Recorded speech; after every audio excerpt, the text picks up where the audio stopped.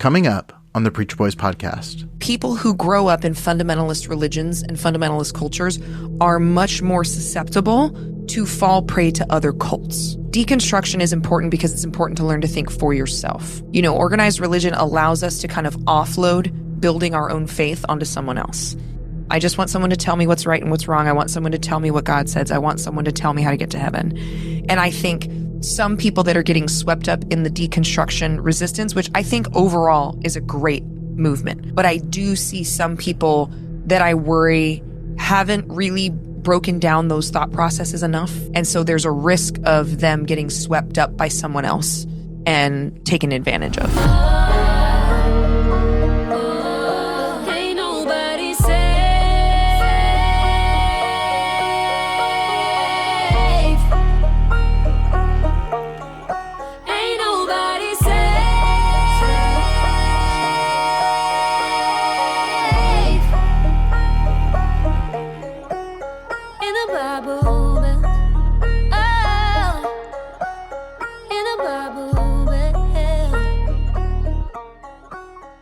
Hey everybody, welcome back to the Preacher Boys podcast, where a former fundamentalist sheds light on the dark side of the church, from the pulpits to the pews. Today, joining me to do just that is my guest, Monte Mader. I cannot say how many times people in my community have sent me clips of Monte, have told me I need to have Monte on the show.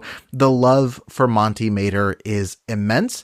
And I think, honestly, if I said today, this is my last episode of the show, and she is now stepping in as the permanent host, nobody would be upset. Monte is a fan favorite for sure.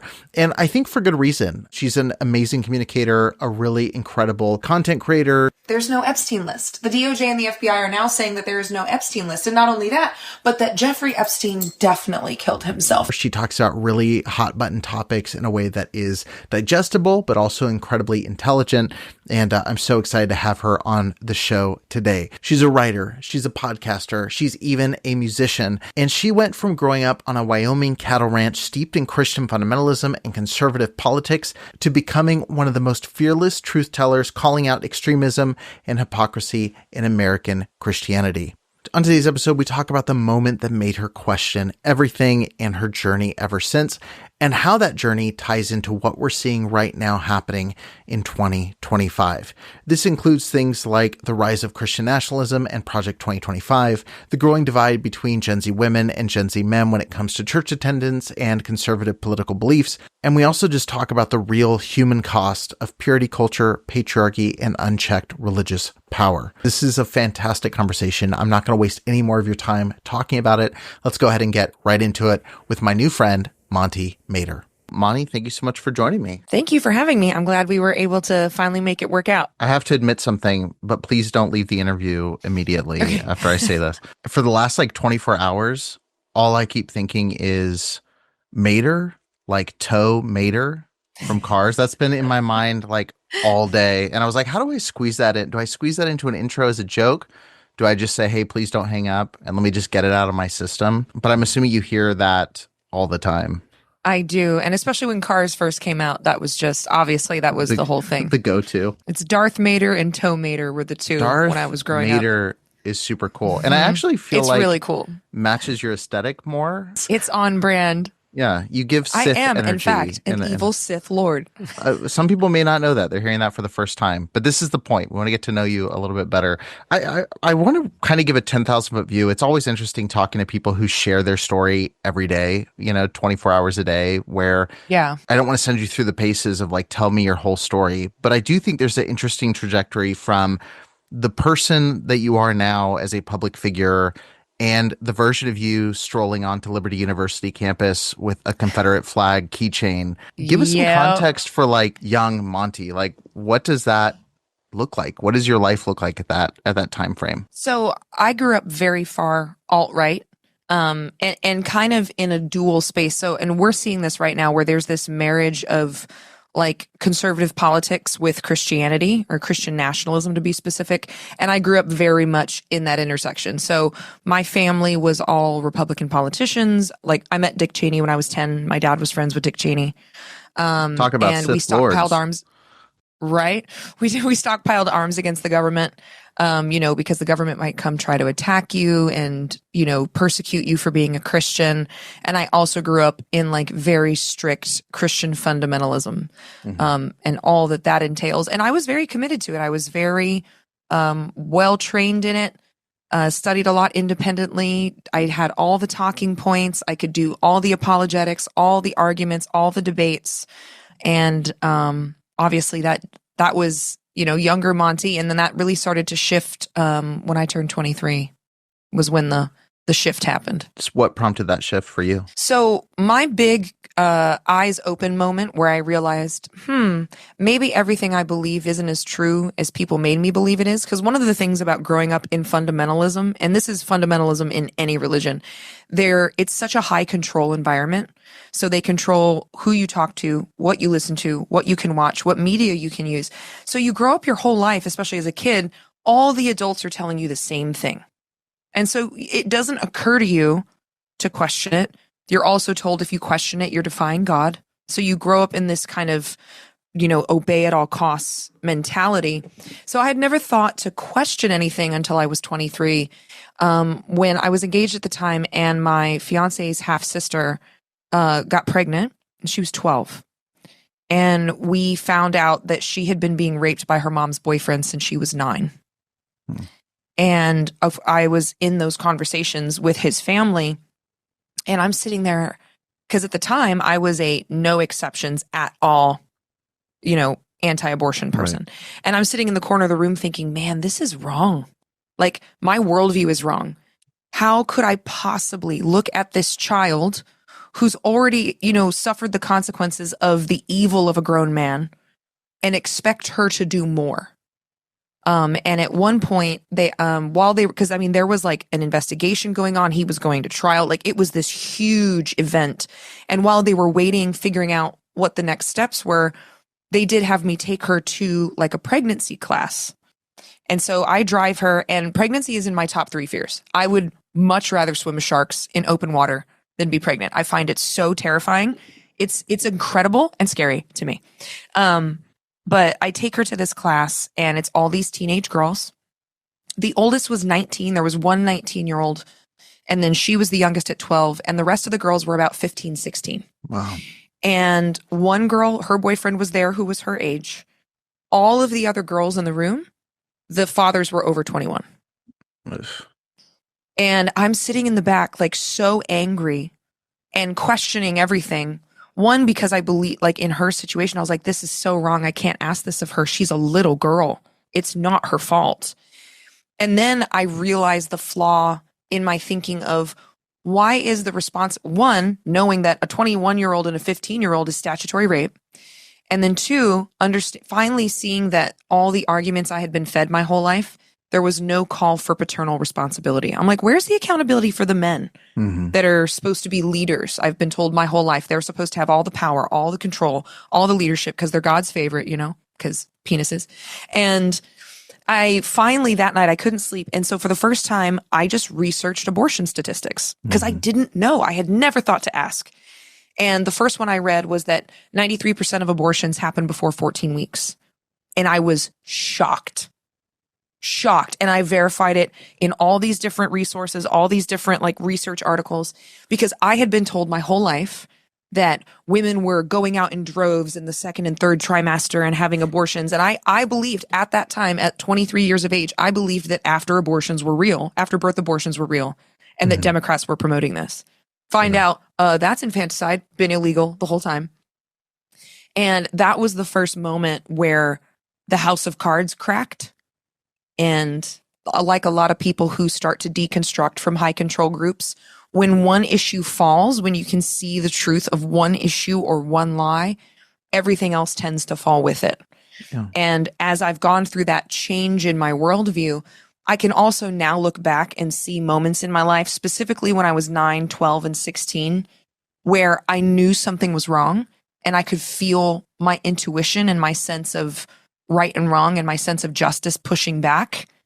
But I had been able to push it back down and say, no, that's just you being sinful. You're questioning God. Don't do that. But I can see now that it really my pushback really started when I was 9. What do you think it is inside of people like yourself or people like myself where we have those moments where there's that bubble burst moment, the house of cards falls, there's a crack in the dam, whatever analogy you want to throw in there. Like, I feel like there's tons of people who have that moment where they encounter something that should do that. But for some people, it doesn't seem to disrupt anything. And for others, it leads them out. It makes them want to start podcasts. It makes them want to start talking about how wrong this is. Like, what do you think that differential is? You know, because I look back at my child and go, you guys saw the same thing I did. Mm-hmm. And some of us left and some of us stayed. And for the ones who stay after that moment, I go, well, if it wasn't going to be that, what's going to get you out of this? Like, so what do you think it was within you that made you see something that even the adults in your life weren't seeing? I think for me, it was two things. So the first thing was curiosity. I think that a lot of people, kind of shockingly almost, lack curiosity. They don't ask questions. They don't want to pry things open. They're very comfortable with, I'm on status quo. I'm on the sidewalk. I'm going to follow the sidewalk. And I was never really like that. I wanted to know more. I was so curious and so hungry for more knowledge my whole life.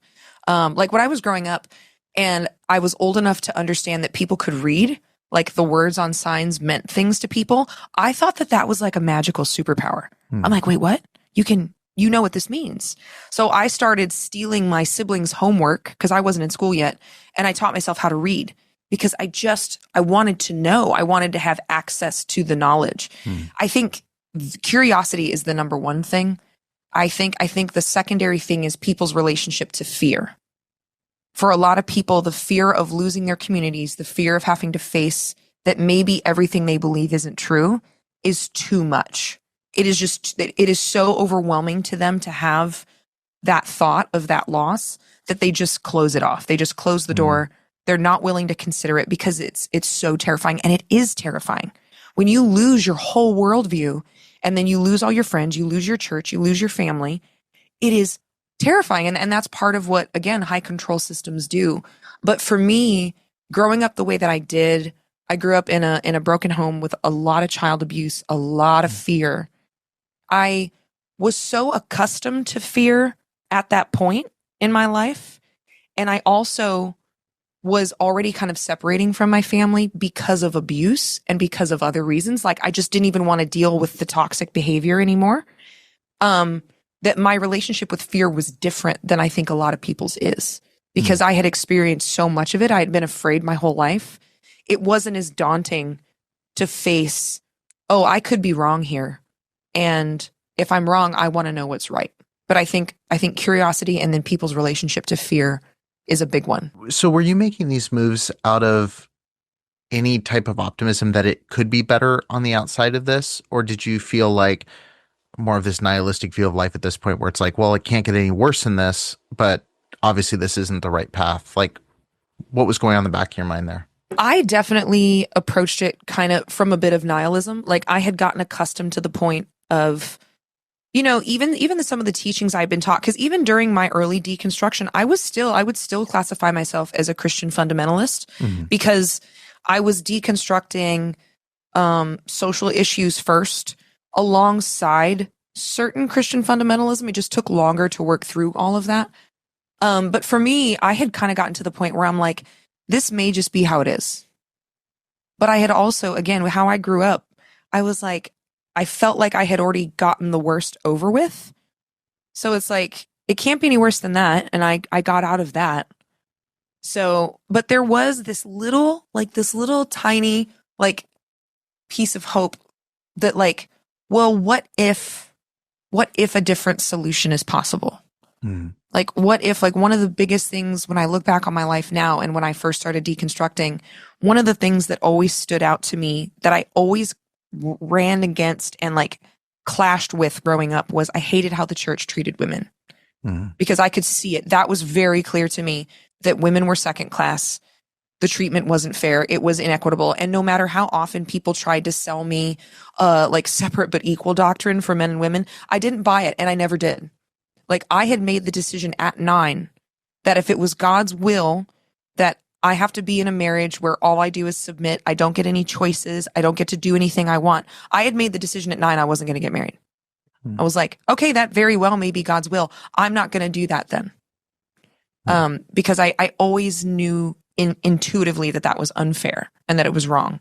Yeah. And so things like that, as I started this huge deconstruction process, I had little moments of hope with things like that of, what if this isn't actually the right thing? Like, what if this is something people taught me because it was convenient for them?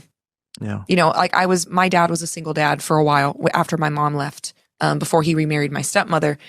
And so it did occur to me during that deconstruction process that like, this is a really convenient belief system for men. Maybe this isn't true.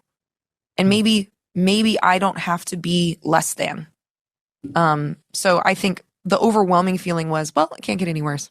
Yeah. And then there were these moments of little sunshine of, oh, what if it could be better? I was talking to Lindsay Boylan recently. So if you're listening to this episode, you can go back and hear that. But one of the things that she said that I thought was really interesting is she said, you know, unfortunately, some people hate women and some of those people are women. And it goes back to a question that I think about all the time, which is, as much as it makes sense, you know, I don't think it benefits. I think that's not true. I don't think the patriarchal system benefits men at all, but that's another conversation. Yeah. But, you know, as much as I can understand logically, like, yeah, it makes sense for men to teach this. One of the most disturbing things to me is that there's no shortage of women within these systems who are upholding it as well. And women often more vehemently than the men do. Right. What's your read on that? In a lot of cases, and we see this happening with the trad wife content trend, that those women are hypocrites because they're standing on this stage teaching or making these videos, making money, providing a living for themselves, giving themselves resources if they get divorced or there's abuse and they need to leave, doing all the things that people who are feminists, who believe in choice, are saying you need to have for your safety, while they actively tell women not to do that, to do something else. And so the first thing is for women, like with many, you know, male quote spiritual leaders, it's profitable. Yeah. It is so profitable because so many people just want to be told what to do. They want to be told, what does God want from me? How do I get into heaven? Where's the list of boxes that I can check? And those women capitalize on that. So it's the first thing is that it's profitable. And then I think when you see that going on in the church, so someone who's not monetizing it, but there are these women who are really vicious about strict gender roles, or you have to do this, or you need to submit more. Typically, it's because maybe not on a conscious level for them, they gave up what they wanted. They sacrificed their dreams. They jumped into this belief system. And so therefore you have to as well. Because when you show up in front of those women as someone who expresses yourself, someone who has freedom of choice and thought, it makes them very insecure. It enrages them. And for many of them, they feel that it is unfair that someone wouldn't have to live the way they thought they had to live. Yeah. And one of the things that Christian nationalism and fundamentalism does very, very well in the local church, we see this in the pastor's wife, and we can even see this in the Trump administration, where they strategically plant women in positions of authority that are still under a man, but it's enough to keep the rest of the women in line, right? When they go full Taliban, that's a different issue, right? Women would push back on that, even conservative women. But if you have these models of women who, of course, look a certain way, they talk a certain way, you got to meet this very specific list of parameters, which is why so many of them look so much alike. Then women are like, oh, they're not being prejudiced against women. See, this woman's in this position. And in the local church, you know, the pastor's wife might teach Sunday school or even get up on the stage and teach or talk a little bit on a Sunday. And it gives this message to women of, oh, it is allowed, but for the most part, women's roles are over here. They're not being prejudiced against us. See, God's letting these women lead. And it is an amazing, like, spoonful of sugar to help the poison go down. And I think that's the other part of it, is this, they have like this strategic placement of women in kind of pseudo authority. Yeah. Women Women who are in the church or who sacrifice their life to these gender norms feel the need that everybody else needs to choose that path. And then, like I said, and then on the top of that, so your big, like your Dana Whites and your Tradwife content creators, they're simply capitalizing off of it and just using it for profit. What were you referencing with Dana White? That's his spiritual advisor, right? Is it? Oh, Paula White. Dana White's UFC. I was going. My bad. I was like, wait, that's what I feel thought. like I missed I was like, wait a minute. Sorry. Paula White. That's so funny. But yeah, well, the same thing with her. Like, she has made a career of, huge stages, starting churches, making millions of dollars and breaking up several marriages. And the rules don't apply to her.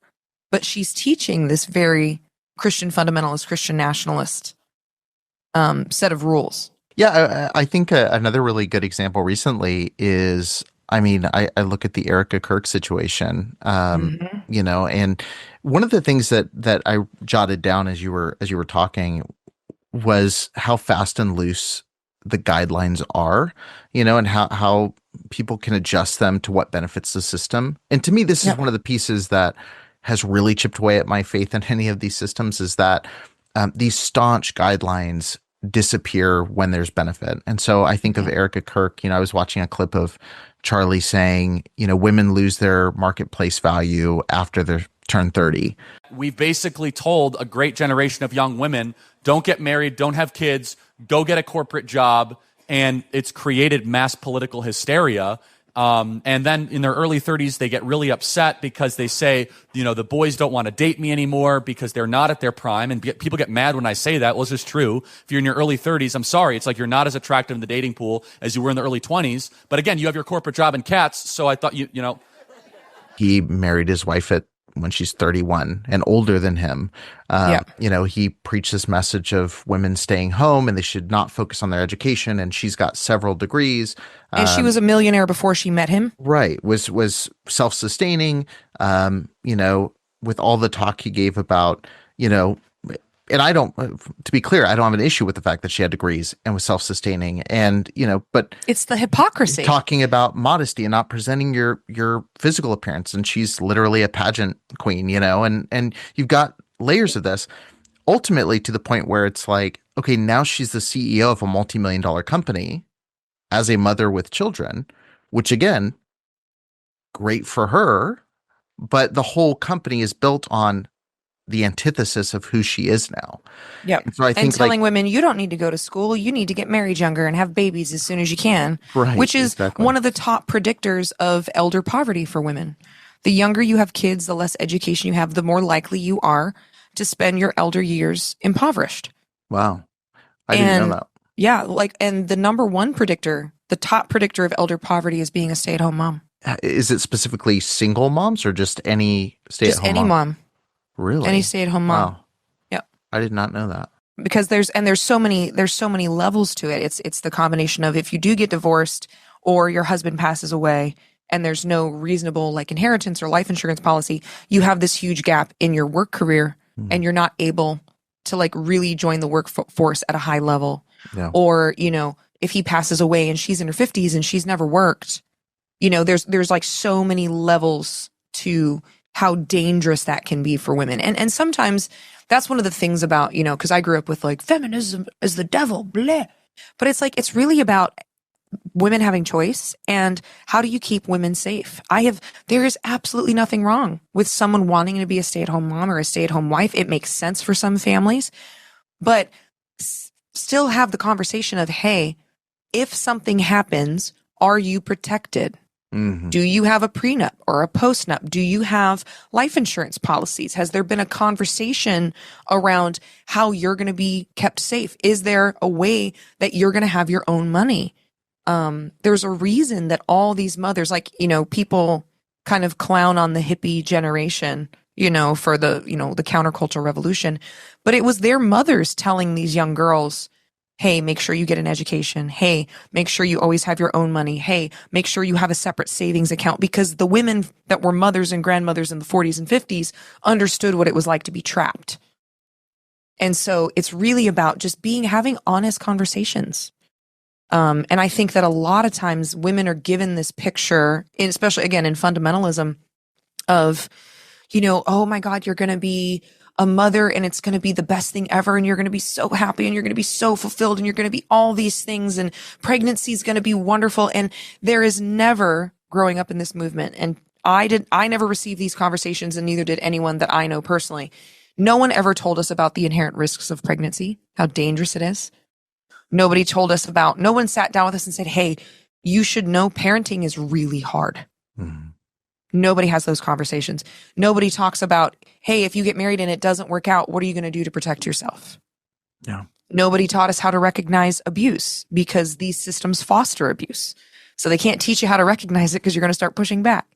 And so what it does is it funnels women into this idealistic system that there's only one option, and this option is perfect. If you just play your cards right, it's perfect. And if you didn't, well, there's got to be sin in your life.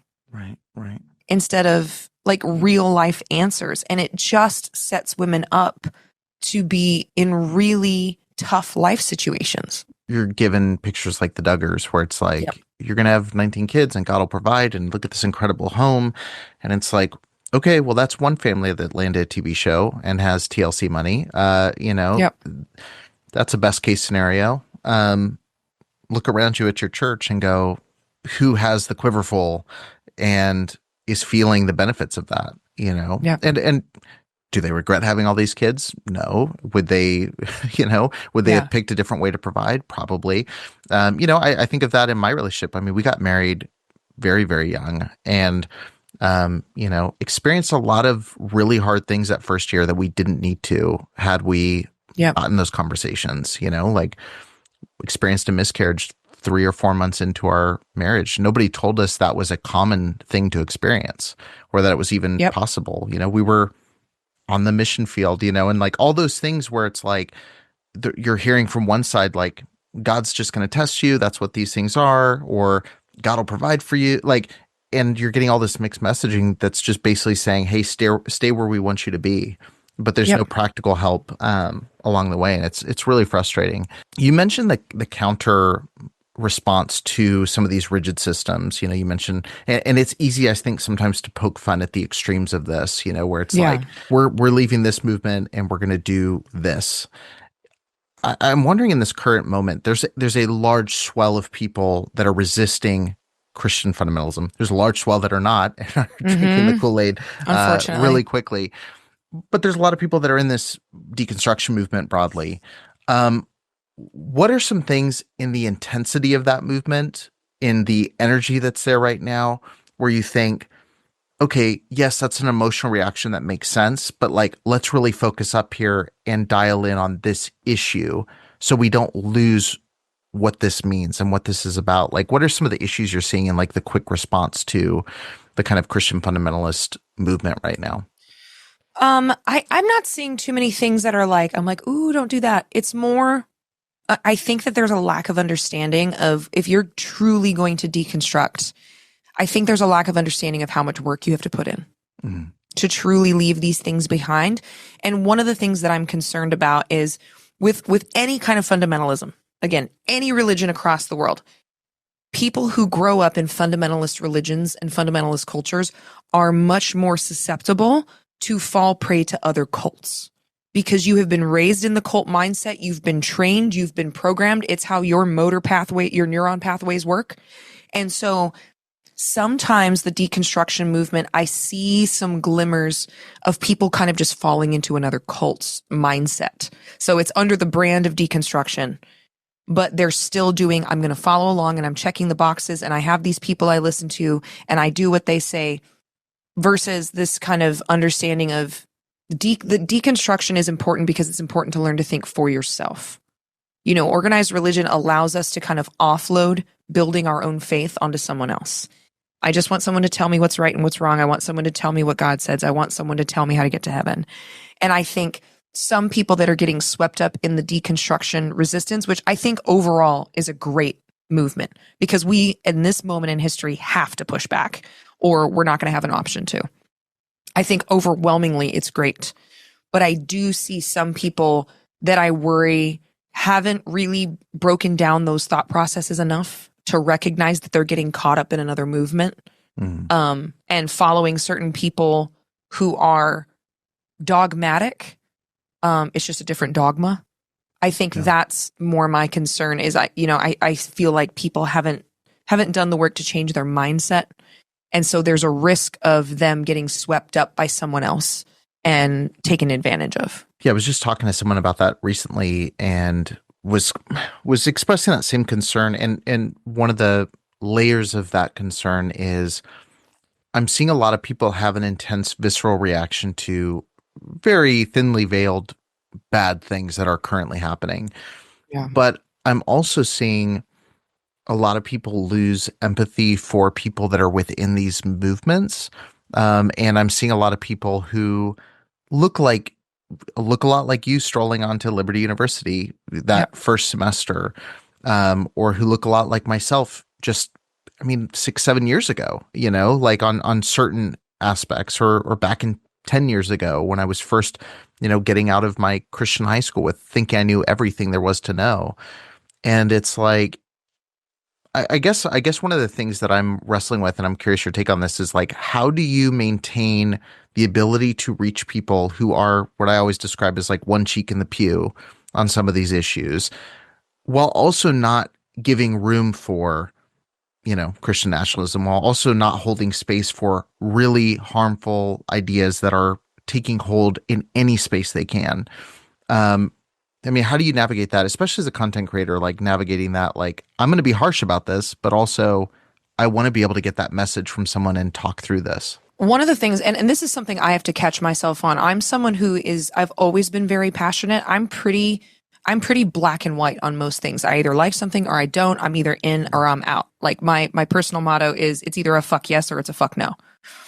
And so especially how I talk, when I get riled up about something or I'm really passionate, it sounds like I'm angry. And most of the time I'm not, but sometimes I am. And what I have to constantly recenter in myself, especially right now, I think the most discouraging part for me is with everything that's going on and has been happening, with ICE raids. ICE raided a Chicago apartment building last night and zip-tied U.S. citizens, no warrants, no Miranda rights, no charges, nothing, just did it to torment them because, most of the residents were Black. And, I see something like that and I'm like, where is your line to the people that are still in this movement? Where is the line that it is too far? Because you should have crossed it a while ago. The Epstein files, all of those different things.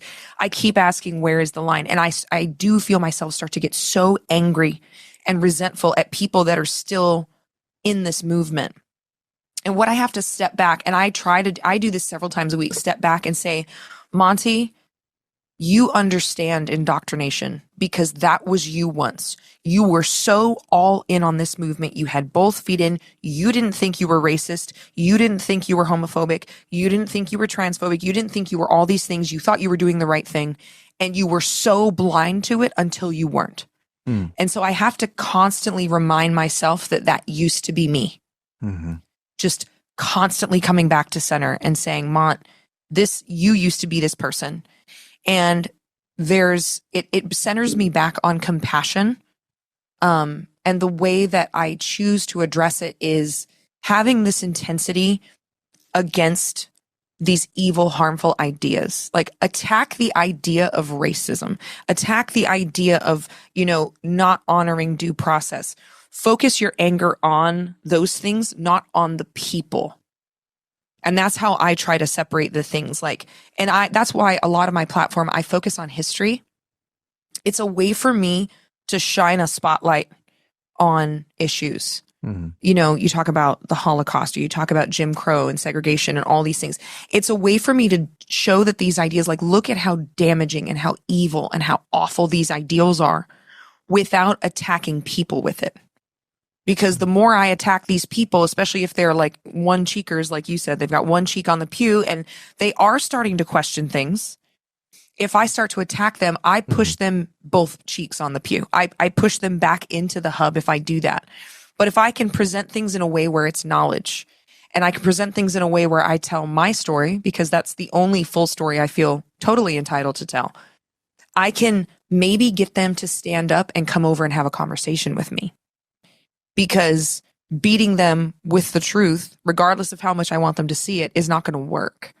Now, I do not reserve any compassion for people who are recklessly hateful, people who just don't care. They are parading, they're calling themselves fascists. Okay, fuck you.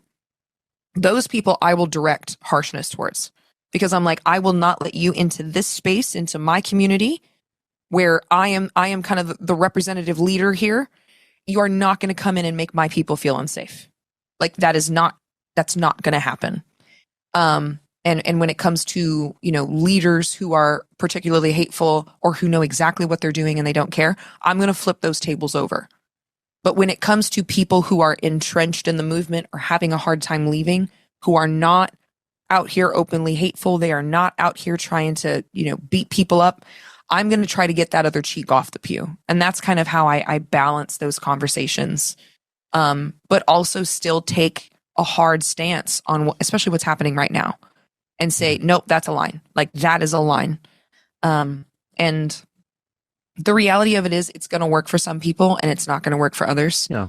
I had someone recently ask me about how does it feel like with the size of your platform? And I'm like, I understand that the reality is that for every person who comes up to say hi to me or say thank you for what I'm doing, there's 10 people who recognize me and hate my guts. And there's 10,000 people who don't know who the fuck I am. And that's okay. That's fine. And it's about keeping perspective on that. And reminding myself I used to be that person. Like I used to be a Charlie Kirk. I could debate people back into a corner because I was smart and I knew all the talking points and I could twist things around. And I did it frequently. I was vicious. I was arrogant in my knowledge. And I promoted all of these ideals. And that's something else that I have to kind of live with and try to make right in the world, that I used to promote this ideal. Yeah. And so when I remind myself of that, it's easier for me to step back, take a breath, and say, okay, what were the questions that helped me deprogram? How do I present these questions to the community? That kind of a thing. Yeah, and remembering that like the perception of persecution is usually a confirmation that you're right, when you're in those movements. I always think about that, like when people would make fun of something in my religious community in the independent fundamental Baptist world, it was like, it just proves that we're a peculiar people and we're following God in a way that doesn't make sense to the world. And that was like the mindset. Yeah. And I think also too, I think you just did a great job delineating between the people who are leading these movements. I think of, Steven Crowder was just back out with the Change My Mind, science and everything, which I could talk a lot about that video. But people sometimes, I think, take that question at face value and go like, well, I would change his mind or I would do this. And it's like, he's not there to change his mind. Like he's not going to change his mind no matter what you say. Yeah. Right. But there are some people who consume his content who are open to changing their mind. And like, that's the bridge you have to learn when to cross and when not to. I think some people get caught on the person in the pulpit more than the person in the pews or, whatever the analogy is there. I do want to ask, this kind of follows that same thread, but one of the things that I'll say maybe I still wrestle with on some level, and it's one of the reasons I absolutely love your platform, is sometimes I feel like so much of a responsibility to be an open door for people to find help out of the system, where I feel a need to not necessarily talk the way I would normally talk, in public platforms, or not necessarily, look the way that I, would normally look, where, it's like, I don't want to scare them off. I don't want to scare off someone that wants to have a conversation. But I really love, like, on your platform, like, I love like the jewelry that you just released, or like the style that you have, and this very like, you're just a cool person. Like you're like I'm always like, okay, this is a cool vibe on social media. But I know also there's people, like I think about people, myself 10 years ago, I would be like put off and go like, oh, this represents a lifestyle. Oh, she's got a nose ring and dark lipstick. Right. Yeah. Yeah. it would be this thing where it's like, well, that looks scary and dangerous versus like our suits and ties and, church dresses and things. Yeah. How did you find the freedom to fully express yourself while also just you're not doing it as a reaction? Like it's finding a style and a lifestyle that you like without it purely being controlled, positively or negatively by what you left. I don't know if that question makes sense, but no, it does. It's you're kind of referencing like sometimes people they come out of a fundamentalist movement or a Christian movement, whatever, and they're just so angry at the movement that they do the farthest opposite they can find, kind of as a rebellion or a kind of a fuck you to the movement. Yeah, but it's not what they even like. Yeah, it's not what they even like. It's not. And then you find like 5 years later, they kind of like they come out of it and they're back in jean skirts because they actually did like those. Because they did like the jean skirts. Yeah. So it's more reactionary. So for me, that was another long process. So my deconstruction really took about a decade of really intense work. But the personal issue for me and kind of the central theme of the book that I'm working on was the hardest thing for me to overcome was purity culture. And purity culture in combination with, I grew up in the very skinny white women are closer to God kind of ideal of like, you had to look a certain way, you had to be attractive to men, you had to be thin or it was sinful. In conjunction with this purity culture where anything, that happens to you sexually is your fault, you're a stumbling block, you're dirty, you're sinful. The only thing you're good for is your virginity. If not, no man's going to want you. Like all these guilt and shame and really horrific ideals when you really think about them, and again contribute to this abusive system that we see in these groups. That was the hardest thing for me to overcome. I was also overweight as a kid, so I had purity culture and then this skinny white lady theology, and my dad was extremely vicious with me, particularly about my weight. He would ridicule me, call me ugly, call me plain, tell me you'll never be as pretty as your sisters. You're going to have to try harder. You can't wear that. It makes you look fat. Like the first time I remember my dad calling me ugly, I was 10. And I remember exactly what happened. I remember we were in the car. We were coming back we used to sing in nursing homes together as like a volunteer thing. And I lost the weight late in high school. I lost 90 pounds and I got taller and I started playing sports. But there was still so much body dysmorphia, so much shame. And if you gain a pound, I need to go repent. I need to go make myself throw up. I was diagnosed with anorexia nervosa because of it. And then after a couple years of anorexia, had about 10 years of bulimia. Mm-hmm. And, but there was also all this like sexual shame that like, well, you have to cover up your body because your body is sinful. Your body is going to cause a man to harm you, and it's also such a poisonous idea about men, that men are these uncontrolled, raging sexual beasts. Like it makes men seem like animals. Really, it really dehumanizes men too. But growing up in this movement, I was so insecure about my looks, and I was so afraid and so ashamed that as I start deconstructing and I'm trying to apply these new beliefs, like I didn't know who I was because my worldview was collapsing. I realized that so much of what I'd been taught wasn't true.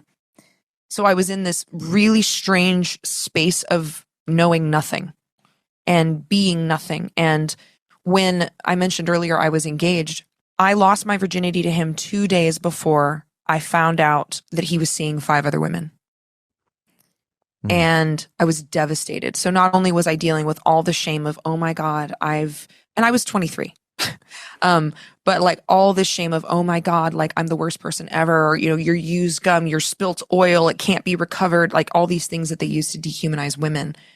And then having the heartbreak of that relationship immediately falling apart. And the women wasn't the worst part. He had stolen my identity and put $65,000 of debt in my name. Oh, wow. And so I was homeless for 10 months. And during that time, I was living illegally in a warehouse where he and I had opened a personal training studio together, and I was running it. He was gone all the time. And I'm sitting in the room that I slept in, and I was just like, I have done everything right. I have lived my life doing what everyone told me to do. I have checked the boxes. I've wore the right clothes. I went to the right schools. I did. And it was the first time I asked myself, what do you want? What do you want? And at that point, I was like, well, I've lost everything but my clothes anyway. There's not really anything to lose. And what I really wanted, I knew I wanted to write and I wanted to make music and I wanted to live in New York. So I borrowed $1,000 from my dad and I moved to New York City with my clothes, got a job, started working within 2 days and rebuilt my life. And how I came by my personal style was I modeled for a while. And I was trying to find a sense of self. And I can see that now. And I started writing music and I started performing music. And then I released my first EP. And as I'm going through this process of learning what makes music, what making music looks like, learning, like, what do I actually want to say? Fashion became a huge part of that. And it was a huge part of healing for me, of wearing things that made me feel good about myself and understanding that loving my body and feeling good about my body wasn't sinful. And during that time, I was also in therapy dealing with like a lot of the sexual trauma. I was assaulted when I was 18 and learning all these things and deprogramming at the same time. And it started really small. It was with like, oh my gosh, these earrings are ridiculous. I'm going to buy them and wear them. They're so cool. And it would just be those. And it was one little thing that like was celebrating these little things about my looks or about my body and really healing that. And the self-expression was so much fun and so healing. I kept growing, kept healing. And I had this moment in my own spiritual journey where I was like, you know what? I've spent a lot of time on my inner child dealing with the abuse and the trauma. I haven't really spent any time with my inner teen. Because in your teenage years, when you're learning and you're exploring and you're kind of figuring out what it means to be adults, what do you like? What do you don't like? What kind of music do you like? I had never gotten to do any of that. I didn't get to pick my own music. I didn't get to pick my own clothes. I didn't get to. So I decided that I was going to take a year just for my inner teen. It was my New Year's resolution. I was like, I'm just going to work with my inner teen. And I listened to so many albums, front to back. And I watched all these different movies and I played with so much different fashion. Like some of it was absolutely ridiculous. But some of it was really like very pop culture kind of Aaliyah Y2K fashion. And some of it was more Lady Gaga. And then I did like professional business. And as I was growing during that time, my work as an artist was also growing. I was really finding what genre I as an artist loved, which is hard rock and heavy metal. And so I was working into this space. And so things kind of naturally just developed. I'm like, oh, I really like how my hands feel when my nails are done. You know what? I just like black clothing. I really like dark lipstick. I like how it looks. And I always drifted towards those kind of characters as I explored more media. Like I love Morticia Adams. And so it was just a process over time. But when you go through a process like that so incredibly intentionally and it heals you so much, I spent so much of my life hating how I looked, making myself small, making myself into something that I wasn't. I will never go back. Like for me, my fashion has become like a display of my own victory. And I was like, you will not take away my self-expression again. I've worked way too hard to get here. And the nose ring was kind of the last thing. So and obviously I think they've been kind of increasing in popularity over the last few years. I feel like I saw them a lot more than I did before. And every time I would see a woman with a septum piercing, I'm like, God, that looks so cool. God, I really like that.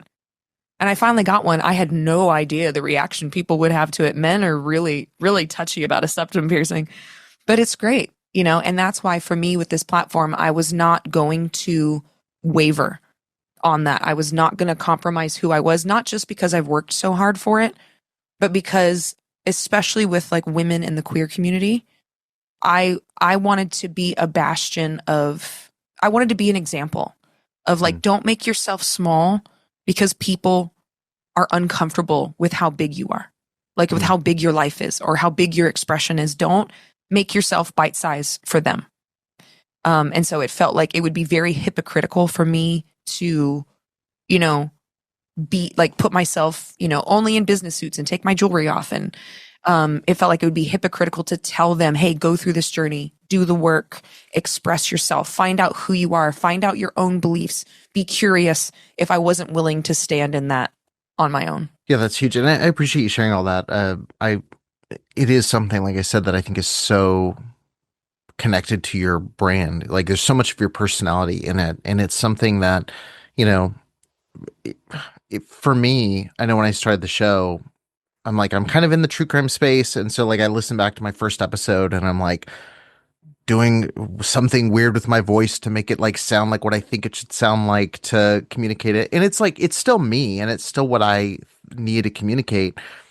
But I was like, what should it sound like? Or what? And throughout the years, it's just been, okay, what do I sound like? How do I talk about this with people?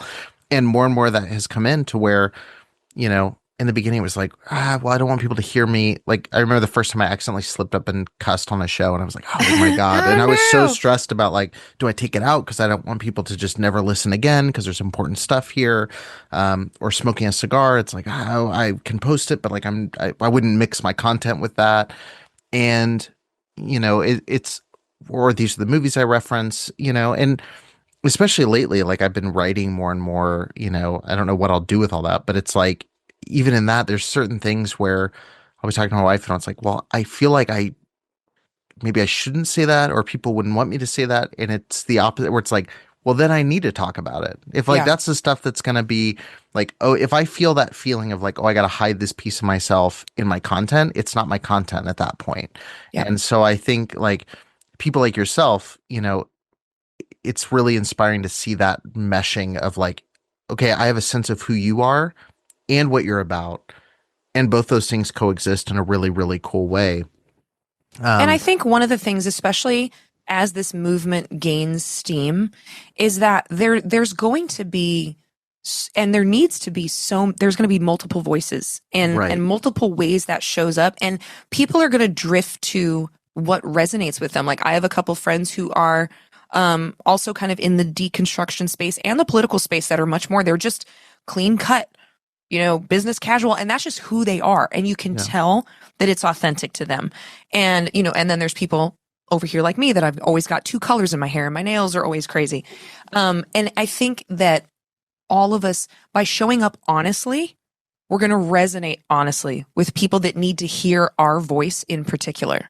Yeah. Because you're going to resonate with a demographic of especially like young white men that I won't resonate with, that won't connect with me. I wish if I could figure out how to get them to listen to the show, that would be right. great. We're getting there. We're getting there. They're coming around. But for, you know, for me, like there's a different demographic that I can resonate with. Mm-hmm. And I think that by showing up as honestly as we can, we have the most impact. And it's, you know, you can be the juiciest peach in the world and you're still going to meet somebody who doesn't like peaches. Yeah. But the point is like, who are you? Show up as the best version of that, because that's going to resonate with the people that you're supposed to reach. You know, I can't reach the whole world.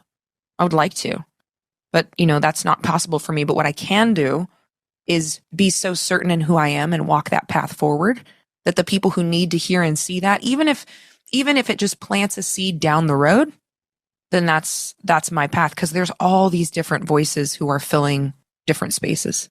Cause I cuss all the time on my platform. That is interesting. You mentioned the male audience, and it's something that I'm incredibly frustrated. I've never been in tune with the male mind, which is weird because I have one, and it's really frustrating because my demographics for my show across platforms is 75 to 80% women, 30 to 45 is pretty much my demographic, and so some platforms veer even into like 55, and it's a pretty big pool of people at this point. And it's like, and I look at some of the platforms, like I've had times where like the male audience is under 15%. Like it's really, really, really low. And it's frustrating to me because I feel like that is where like, if I had to say like an area or demographic that I'm concerned for, it's that group. Yeah. And I really wrestle with like how to reach that demographic in a Joe Rogan era. You know, and honestly, it's one of those things that what I meant was like based on appearance, they'll like least they'll least open to it. Like as soon as they see me, they're like, nope, swiping up, like get rid of her. They listen to me long enough and then they drop a comment about my effeminate voice, which I that was my cross to bear forever. Oh, I get called trans all the time because of my jawline. Really? Because I have like a really sharp, angular face. The transvestigators love you, huh? I know, right? I was like, wow, it's an interesting obsession for you. Tell me more about that. Right. Yeah. I have a large swath of Baptist pastors that there's one clip in particular I'll insert in the episode because it's funny. But he says, I'm concerned for people like Eric because they will suffer judgment, but I'm not going to lie about it. There's part of me that says he's been given over to a reprobate mind. And if he is not moved to, I believe he has moved. Maybe he's not moved. He's always been there, but I believe he's very, very compassionate and accepting to the LGBT crowd. and homosexuality. And I think if he doesn't end up there himself, someone in his family will be. And it's just, that's the direction it's going to go. And that's where it goes. And I've had a lot of people like that share stuff like that. And I'm like, tell me more about how you think often about how I'm going to turn gay, and what that means for you. Like, what would that do for you? They turn the frogs gay. Very much appreciate that reference. So I'm trying to reach that. And that's honestly one of the reasons, like, I did a couple posts about like masculinity and Christianity, like puffing a cigar. I was like, let me see if I can just play with the aesthetic. It didn't do anything. So if anyone can figure out how to reach them, I would love to know. It is. And it's really hard in the, like you said, in the Joe Rogan, like manosphere red pill era, because anger, resentment, no accountability are just so much easier. They're so much easier to step into, right? It's not my fault. It's everyone else's fault. It's these, liberal women's fault, like whoever's fault you want it to be. It's so much easier. That is just so much easier than introspection. And so it is tough. Right. Yeah. Yeah. And you've been taught to cut off emotions and empathy. And when you've been taught to cut off empathy, it's really hard to have a conversation. That the only emotion you're allowed to show is anger. Yeah. I'm really glad you brought up the manosphere, because this is kind of where I wanted to take the conversation at this point is one of the things that's really interesting to me to watch in the past like 3 to 4 weeks, because a few things have happened over that period of time. A lot.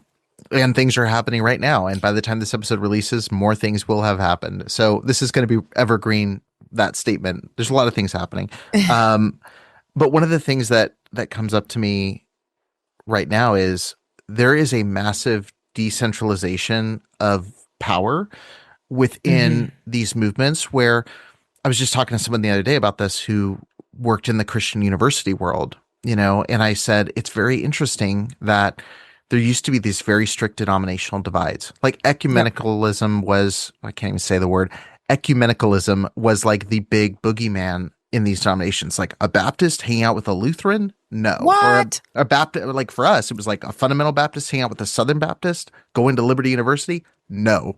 That's a big no-no.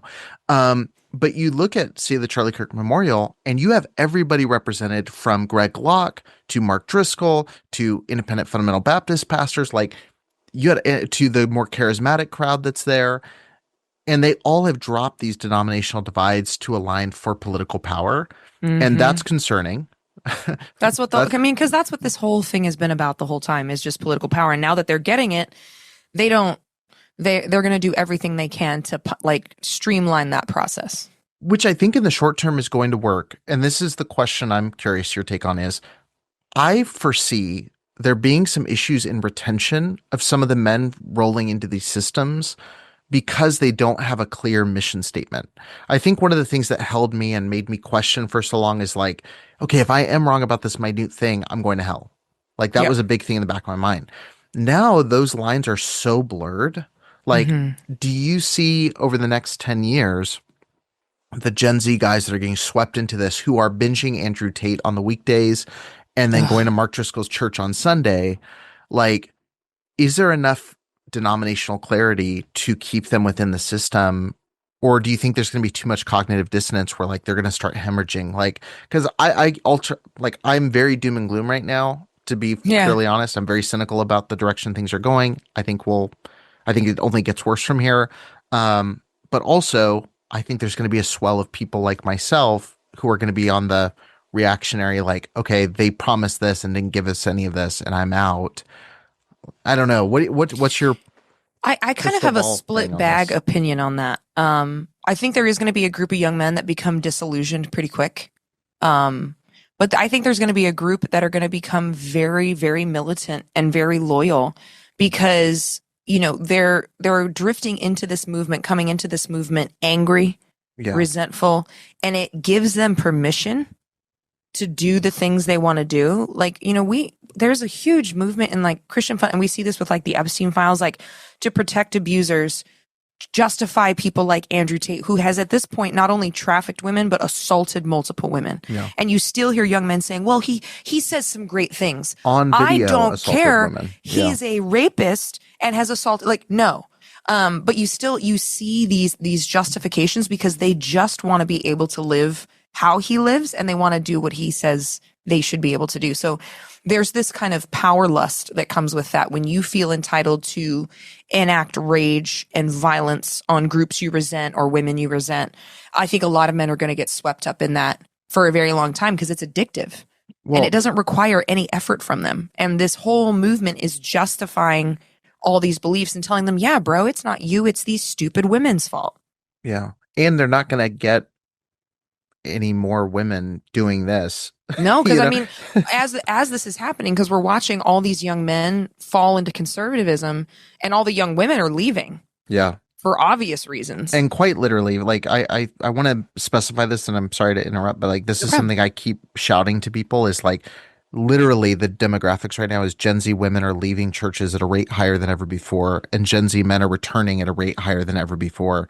And so like this isn't just like rhetoric. Like this is literally what's happening. You can look at the charts, and I want people to realize like that and is it's the first time in history that a generation of women are becoming less religious than men, because women have always been the more religious group, the more like actively practicing religion group. And we're seeing that reverse for the first time in American history. And we're also seeing the rise of the 4B movement is getting stronger and stronger. And especially as with what like abortion bans and the Trump administration is doing, the birth rate's dropping and women are completely opting out. They're like, I'm not getting married. I'm not dating. I'm not having sex. I know so many women who are just intentionally celibate. Like they're just not, women are not having it because, you know, women, we're in the first time in American history where we have 2 generations of women who have been able to have a credit card and able to go to college and able to get a job and able to have their own resources, able to buy a house. And in the span of this, from the 70s until now, when women could get a credit card federally and nationally, we have seen women we're dominating education. Single women own more homes than single men. We are over half the workforce. We're 45% of small businesses. Women have become an integral part of wealth generation and the economy.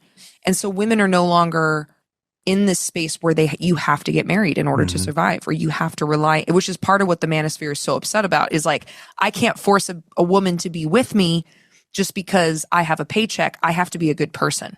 Yeah. I don't have leverage now.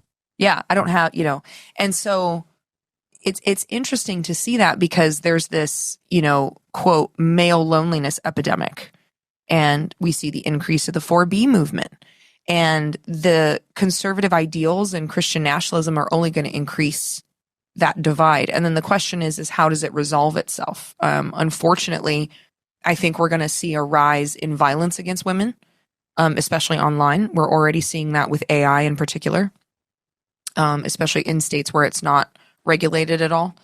But it'll be interesting to see, like, I don't see women like falling into the movement. I don't see women just carte blanche stopping, submitting, falling back into these 1950s housewife trends. Like, obviously there are groups of young women who are kind of falling into the trad wife thing. And obviously there's large groups of conservative women. But I think the larger group is pulling back and saying, no, we're not doing this. I think women, even young women see it for what it is now. Yeah. And they want to have choice. They want to go to school. They want to be able to have options.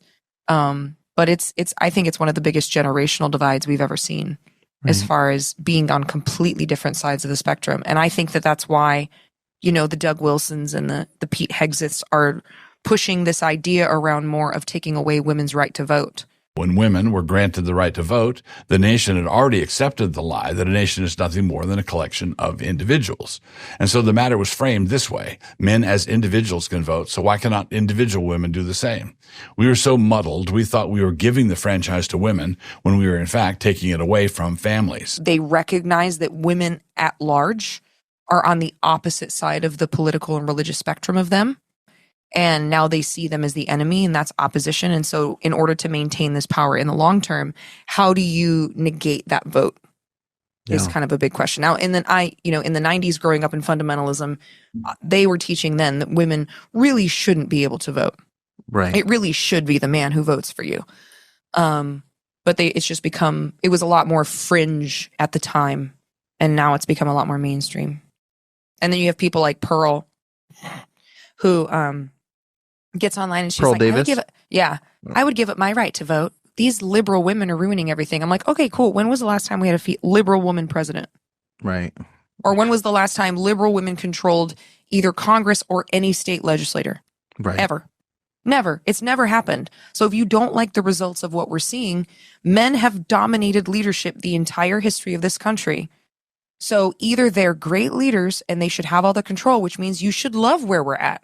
Right. Or it's an example of poor leadership and a broken system. Right. Yeah. All the programming is so hard to shed, It's so hard to get out of. Especially I'm reading right now For the Love of Men by Liz Plank. And one of the things that she said that has stuck with me is, men,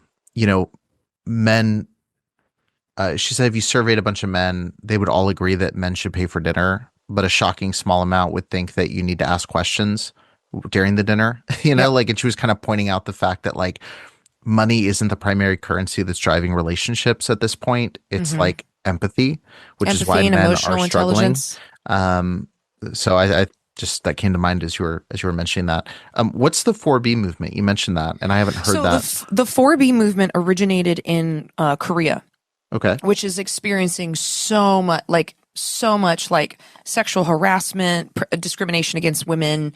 And so what the Korean women did, and I don't remember what each one stands for. There's 4 different Bs, but essentially women collectively, and it's a large movement, agreed that they were not going to date men. They were not going to sleep with men. They were not going to get married to men. They were not going to have children with men until the laws changed.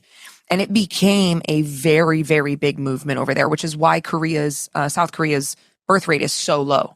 Because women simply said, no, we're not going to do that. If you're going to continue to perpetuate this system, we're not going to participate in it. Yeah. I just pulled up. It's no marriage, no childbirth, no dating, and no sex. Yep.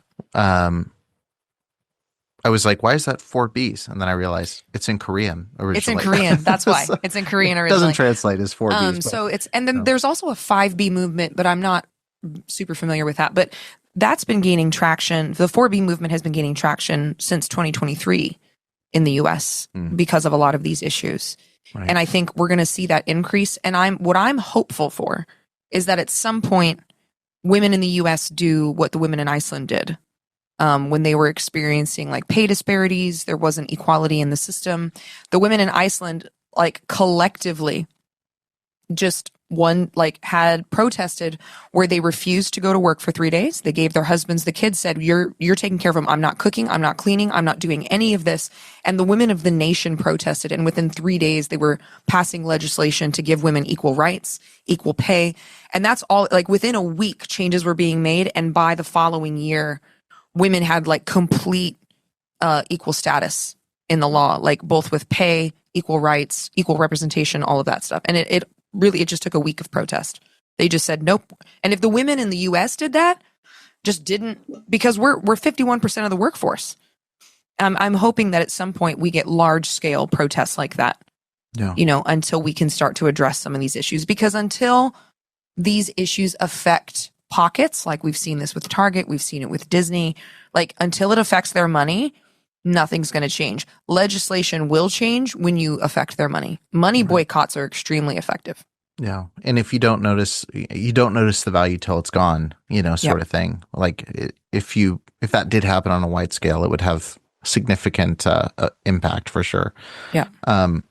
Well, I'm curious here as we get near the end, looking toward the next couple of months, really. Yeah. I mean, what do you feel is the most pressing thing for people to be talking about? I mean, obviously, there's the beauty of the internet and the beauty of being able to get behind a microphone is like you can talk about a lot of things.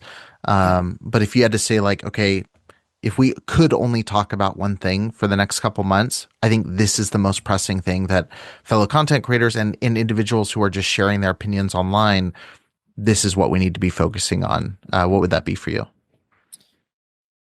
I mean, as we very quickly slide into lawlessness on the federal level, I think the most important thing is to focus on how to put a stop to that, to the movement as a whole. Like we're already having mass law enforcement, no warrants, people are disappearing.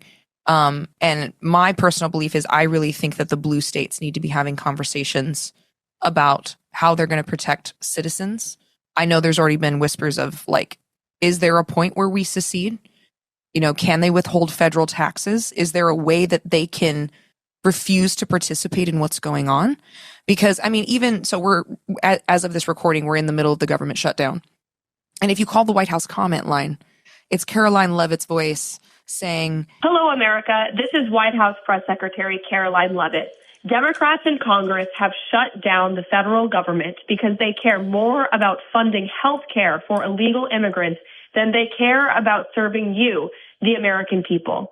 Until Democrats vote for the clean, Republican-backed continuing resolution to reopen the government, the White House is unable to answer your call or respond to your questions. We look forward to hearing from you again very soon. And in the meantime, please know President Trump will never stop fighting for you. Thank you, and God bless you." And it's a clear violation of the Hatch Act. But we've gotten to a place where they will break any law and they don't care. Yeah. And for me, it's really about this conversation of how do we stop this? Because if we don't stop this, and laws are already in the place where they don't matter, the Constitution doesn't matter. It doesn't matter if you can't or won't enforce it. And I have no idea what that answer is. I don't have a thing of this is what we need to be doing. I mean, there's a lot of things. And still calling your representatives, protests, all of these things. But I think the number one, like, central focal point is how do we stop this administration? No. How do we stop them? I don't know. Do you think this outlasts this administration? One of the things, and I just want to preface why I changed my tune on this. I was pretty convinced, like, okay, Trump leaving office there's nobody with the charisma he has in the current administration. I don't think JD Vance has the pull that Trump does. I don't think that none of them have the cult of personality. Like they try to float Ron DeSantis, which is like, I mean, like, Meatball Ron nickname. He's got the charisma of a meatball. You know, there's nothing there. But the thing that terrified me, the minute that I saw, literally within an hour of seeing the Charlie Kirk assassination, I thought, I know how much fundamentalists love a good martyr and how well they can juice those situations.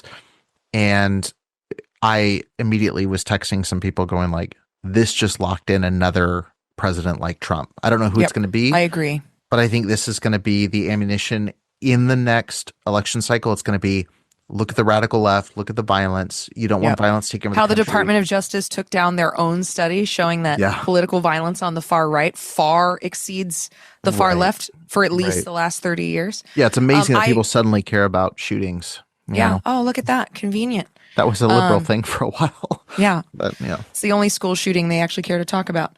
I agree. I felt the same way until that happened, and I was like, oh no. And there's two levels to this. One is I don't put the administration, if he lives that long, of just not leaving office. Like they're breaking every other law. Why wouldn't they break that one? And granted, some of it's a grift, right? They're selling 2028 merch because people will buy it, and it's all about and as much money. And they know it'll make people mad, and Yep, it's about as much money as they can pull from people who are, you know, about to lose their health care. But I also think that, you know, because even watching Charlie Kirk's funeral, like that was a white Christian nationalist rally, was what that was. That was not a funeral. They were selling Trump 2028 merch there. It followed the formula. If you've watched the documentary on the WWE, it followed like the formula that they style their shows after. Exactly. And, you know, pyrotechnics and all this stuff. That was a white Christian nationalist movement. And what they've done is they've been able to take that and militarize it, you know, even with the extremely questionable circumstances. But they were starting the rhetoric before Tyler Robinson was even arrested. Yeah. And which is one of Bill Maher's best owns. You know, I've lost my fandom of Bill Maher in recent years, but him reading off to Ben Shapiro all the things that we thought this was. It is very likely to be a trans Antifa Marxist shooter. That is just not true. We don't know what this kid is. We do know this kid was of the left. We do know that. We do know what? That this kid was of the political left. That is according to contemporaneous reporting from The Guardian as well as Tablet Magazine today. It's 2 days out. We don't know shit, Ben. But we don't know shit. They never do. The internet is undefeated in getting it wrong to begin with. It's not about the internet. That's about the actual reporting by mainstream accepted. The Guardian is not a right-wing. Here's what we heard. Here's what I was told so far, and I'll tell you what was wrong. First, I heard he's a registered Republican. Not true. Okay. Then he was a donor to Trump. Not true. His father works in the sheriff's office. Not true. There was a picture of him wearing a pro-Trump shirt. Not true. Member of the Democratic Socialists of America. Not true. We don't know what he is. Well, how are you so sure he's of the left? Now, I agree when you write on a bullet, what did he write on the bullet? Catch this fascist, which is also a gamer thing. Okay, but now I'm hearing he may have been part of that group for whom Charlie Kirk was not right-wing enough. You mean the Groypers? Yes. I mean, so that would... you're sure he's not that? I'm not sure that he's not that. A minute ago you were sure what he was. Hold on, Bill. Hold on. Okay, because I've been... You were. I tell people that the facts don't matter if you can control the narrative. Yep. It's a Reichstag fire is what it is. So you get to claim it's your enemy, and then you use that claim to escalate violence, break the law, change the Constitution, suspend civil liberties, all of those things. And so I have the assassination of Charlie Kirk was the best thing that could have happened for the administration. MAGA was fracturing over the Epstein files. People were getting disillusioned. People are scared of losing their health care. His death rallies them all together. They're so angry they don't care. They're so angry they don't see that they're being robbed right in front of their face. And I think that and as J.D. Vance leans a lot more into the uncouthness, I think they'll just take him, right? Like he doesn't have the cult of personality that Trump has. But I think after this, they'll just be like, I don't care. Well, like, he's leaning into the vulgarity. He's leaning into like the dipshit tweet and like the things where people go like, oh, this is our vice president. It is WWE. I'm glad you drew that comparison. It's very much that.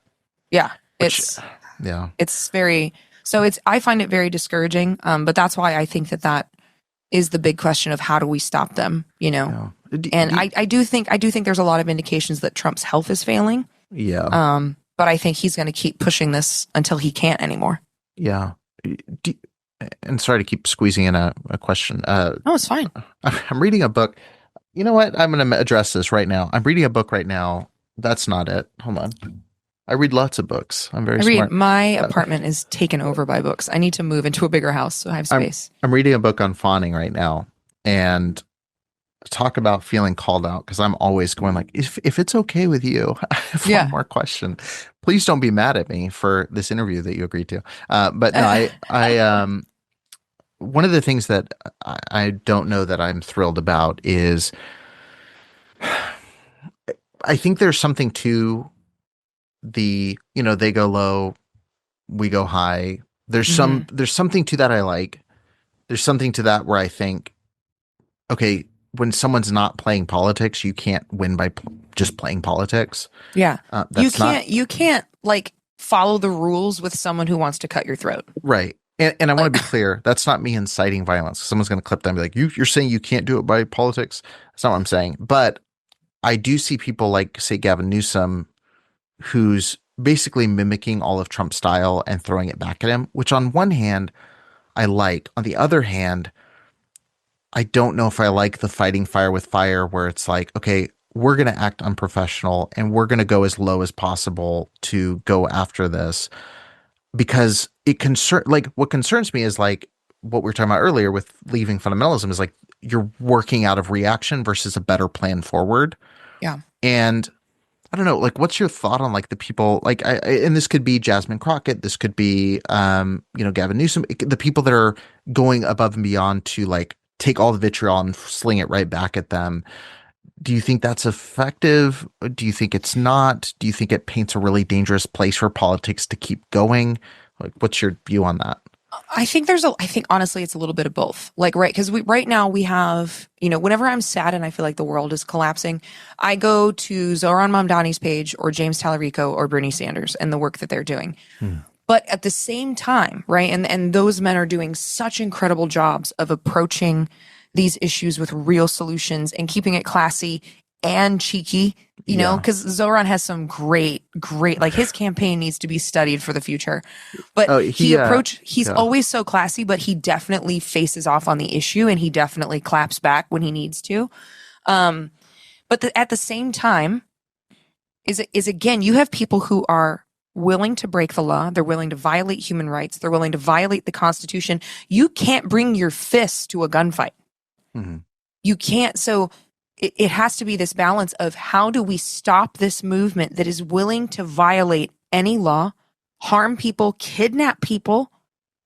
How do we stop them when their lust for power is so great that they have no respect for the law? So I think there's a little bit of both, right? Yeah. I think there is this movement of people giving us this vision of a new future.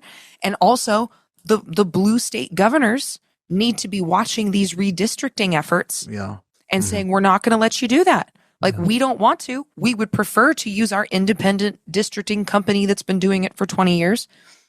But we are going to offset you cheating if we have to. Yeah. I think it's a little bit of both. I think it's a little bit of both. Yeah, because it's definitely not like, I mean, Ezra Klein's op-ed that's rightfully gotten a lot of heat. I don't think it's like, well, they're doing politics the right way, you know? Yeah, Let's that keep was the dialogue such going. garbage. And I typically really like Ezra Klein. I was really disappointed in that piece. I was like, no. Because again, it's the same thing as the guy with the table would change my mind, is it's not about discourse, it's about rhetoric. Right. And I think he missed the boat on that, is like, this is not what you're just taking what he says it is and allowing it to be that, and it's not. And I think like, so it's not that, but I also look at, like I said, Gavin Newsom stuff. Some of it's been concerning me where I'm like, I hope you have a plan beyond just winning. Like, I hope there's something here. And I think what you mentioned with Zoran is a great example. It's being cheeky. It's pointing out the stuff. He just recently, a journalist asked him to say something nice about Eric Adams. And he said, he sat for a second and then he said, I think he was correct in calling Andrew Cuomo a snake. You know, and it was like, that's a great answer to this. Yes, like know? Perfect. And so I think that stuff's valuable, but there's a clear path forward. Agree or disagree with all of the path. It's like, here's a plan. And that's the stuff that concerns me. And here's exactly how I'm going to do it. Is like, I'm just not Trump. And I don't think that's enough. It wasn't enough to win. Sorry if we ended up in a place so different than where we started, but I think I think it's important. I mean, we're in a unique place in history. And I will say that I'm extremely hopeful because I do believe that this is an extinction burst, right? Where, Christian fundamentalists and nationalists have really messed up because they let their power hunger expose them too much too quickly. Yes. Like, people see this movement for what it is. Now, some people still align with it, but they align with it knowing exactly what it is. There's no pretense anymore. Which is kind of disturbing. Which is extremely disturbing. But you have this large group in the middle, because statistics dictate everything operates on a bell curve. This large group in the middle is like, hey, I didn't sign up for this. Yeah. Like, for the last 4 years or 5 years, whatever, I've been saying that we're not racist and we're not this. And now you guys are claiming to be Nazis. So you have this whole group of people that have to make a decision because the hoods are off. Mm-hmm. It's like, so I think Great analogy. I think that we're going to, I don't know how long the process will be, right? I don't know how long this phase is. I do think we're going to end up in a Great Depression, because one of the two times since 1900 that Republicans controlled the House, the Senate, the Supreme Court, and the presidency was throughout the 1920s. And all of the legislation that they're passing now, they passed in the 1920s, which led to the Great Depression, including high tariffs, deregulation, tax benefits for corporations, all of that. It's almost the same playbook, and it didn't work the first time. They tried to do the same thing when they had dominant control in Bush's administration, and it led to the Great Recession. So I think we're going to head there.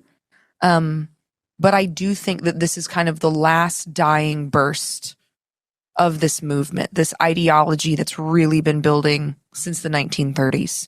It's been about 100 years of this, and they've been planning it for a long time. It's just a matter of how long does it take, and what's the damage in the aftermath in its wake. Yeah, that's exactly my thought. But I think that shit's going to collapse and things are going to burn. But I also believe that at the end of it, we get a chance to build something much better. We get a chance to build something that is what America always claimed it was. And we're also seeing a global shift in power. You know, several countries in Africa have just declared independence from France. And we're seeing global shifts where after this, the United States, I don't think, is going to be the superpower anymore.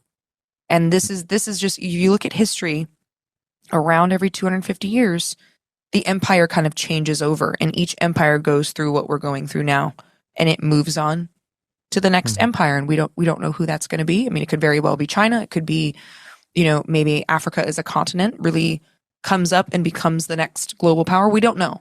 But I do think this is an extinction burst. It's just a matter of outlasting it.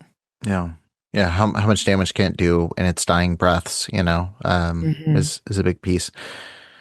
Well, I don't know if this is an optimistic or cynical close to the show, but I mean, it's just one of those things I guess we don't know. And I think the best way to wrap this is I appreciate you being a voice for this and a place where people who are, you know, trying to figure out now, who feel politically unhoused or feel, you know, religiously unhoused, usually both of those things in tandem, to have a place to ask these questions. And, you know, as someone who's doing what you're doing on a much smaller scale, and focused in on, you know, slightly different niches, I think that all these different voices that are coming up are so exciting, you know, and I love seeing people. And the independent journalism. Right. And like all of these things that are coming up, I think is a really positive shift. And for anyone who's listening to this, who like what I just said, they're like, oh my God, I'm so depressed. I don't know what to do.